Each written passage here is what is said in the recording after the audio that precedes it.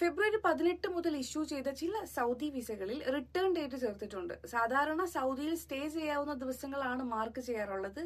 ആ സ്ഥാനത്താണ് മടങ്ങേണ്ട കാലാവധി കൊടുത്തിട്ടുള്ളത്. 2025 ഏപ്രിൽ 13 മടങ്ങണമെന്നാണ് വിസകളിലുള്ളത്. ഹജ്ജ് കർമ്മങ്ങളുടെ മുന്നോടിയായാണ് ഈ മാറ്റം. തിരക്കും അനധികൃത ഹജ്ജും തടയാൻ എല്ലാ വർഷവും മക്കയിലേക്ക് സന്ദർശക വിസക്കാർക്കും പെർമിറ്റ് ഇല്ലാത്തവർക്കും വിലക്ക് ഏർപ്പെടുത്താറുണ്ട്. ഈ വർഷം അത് നേരത്തെ നടപ്പാക്കുകയാണ് സൗദിയിലെ വിസിറ്റ് വിസകളിൽ എത്തുന്നവർക്ക് ഏപ്രിൽ 29 മുതൽ ജൂൺ 11 വരെ പ്രവേശന വിലക്ക് ഏർപ്പെടുത്തുമെന്നും റിപ്പോർട്ടുണ്ട്. ഇക്കാര്യം പുതുതായി സ്റ്റാമ്പ് ചെയ്യുന്ന വിസകളിലും രേഖപ്പെടുത്തിയിട്ടുണ്ട്.